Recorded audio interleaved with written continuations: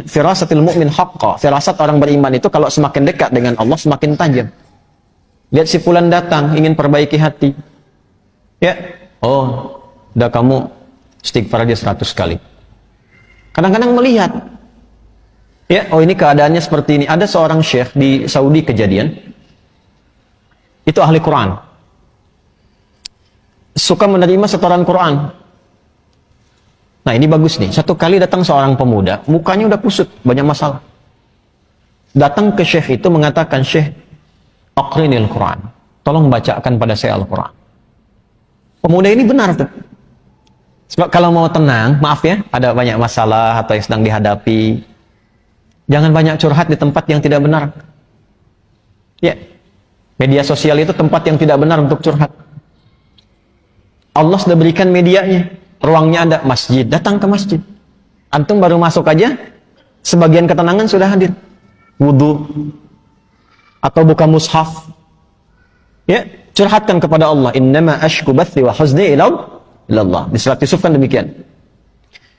Anak ini datang ke masjid, udah benar. Datang ke syekhnya, "Teh, tolong bacakan Al-Quran kepada saya. Ingin tenang." Kata syekhnya, "Saya sedang nerima murajaah ini dulu. Kamu ambil wudu, sholat dulu 2 rakaat di situ.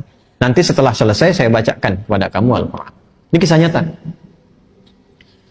Dan dia ikut. Makanya kalau guru katakan, ikut saja sepanjang guru itu thiqah.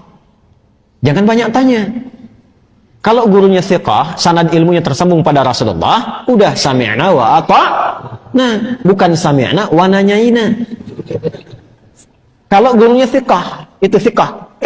Makanya di Timur Tengah itu ada kualifikasi, ada ustaz, ada da'i, mubaligh, ada alim, ada mufti, ada qadhi. Kalau mufti sudah ngasih fatwa, jangan ditanya, itu aib. Apalagi ilmunya nggak nyampe.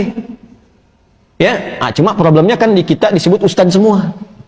Sehingga sulit bedakan mana yang thiqah, mana yang tidak thiqah. Tapi kan kelihatan.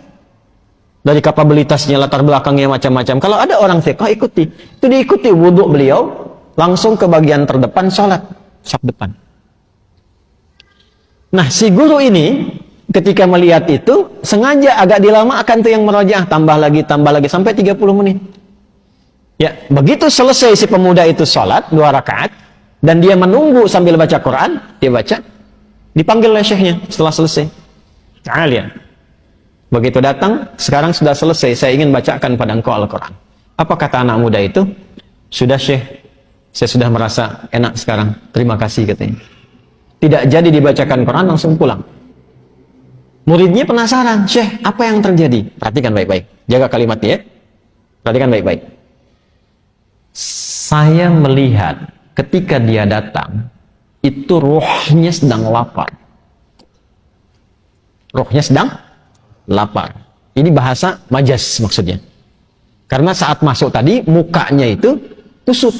Tapi begitu dia sholat, baca Quran, datang lagi mukanya sudah cerah. Kelihatan. Orang kan kalau punya beban, dengan tak punya beban, dari wajah kelihatan kan? Ya?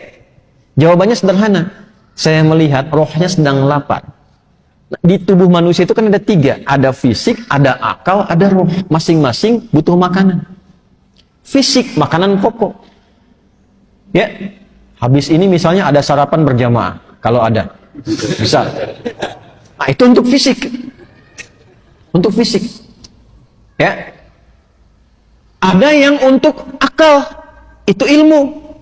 Iqra' bismi rabbikal ladzi khalaq. Afala yanzuruna ilal ibili kaifa khuliqat, atau afala yatadabbarunal Quran. Ngaji, belajar itu untuk akal. Tidak dipakai akalnya, tidak diberi makan, tidak belajar, kumpul. Itu pusing juga. Kalau ada orang sehari nggak belajar, itu tumpul, itu pusing itu. Makanya kalaupun tidak belajar, Allah tanamkan di telinga dan matanya supaya mendengar dan melihat, supaya ilmunya terisi. Jadi mendengar itu ada pengetahuan, melihat itu ada ilmu. Anak-anak jangan diperlihatkan yang tak penting, Bu, karena jadi ilmu awal untuk dia. Orang tua bicara kasar, terdengar anak ditiru karena ilmu dari situ. Yang pertama diberi itu pendengaran. Setelah itu tajam penglihatan. Apa yang dilihat, yang didengar, itu yang jadi ilmu. Nah, kita yang sudah baligh menyiapkan waktu ngaji seperti ini.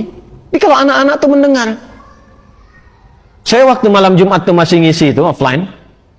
Itu pernah satu kali mengajar, ada anak jalan. Tuh bahagia mereka. Itu dunia anak-anak memang begitu. Jalan, ngobrol, naik ke pintu, bangku didorong-dorong, itu kan? Anak-anak ya, ingat, anak-anak tuh. Itu dunianya nggak apa-apa, nggak apa-apa. Satu kali orang tuanya mungkin melihat, wah ini khawatir mengganggu ke yang lain. Bagus orang tuanya. Dibawa keluar. Begitu mau dibawa keluar, saya bilang tunggu sebentar. Tunggu. Biar aja dulu, karena saya tidak merasa terganggu. Biar dulu. Boleh jadi orang tua yang menyimak pun, maaf, yang ditangkap tidak lebih banyak daripada anak itu yang kelihatan bermain. Saya tanya anaknya, dia mampu mengulang apa yang saya sampaikan. Yang bapaknya belum tentu bisa. Dari situ masuk ya tuh. Ilmu masuk dari situ. Nah, seperti halnya fisik butuh makanan, akal butuh makanan, ini roh pun butuh makanan. Karena roh itu sumbernya dari Allah, hanya Allah yang tahu. Allah yang siapkan menunya. Kalau akal sekarang bebas milih, karena universal, Allah tebarkan umum. Makanya jangankan yang muslim, yang non-muslim pun bisa belajar, bisa pintar juga. Makanan universal. Jangankan yang beriman, yang tak beriman pun makan juga secara fisik. Tapi roh ini nggak bisa dicari. Allah hidangkan langsung, karena sumbernya langsung dari Allah. Quran surah 17 ayat 85. Yas'alunaka 'anil ruh, qulir ruhu min amri rabbi.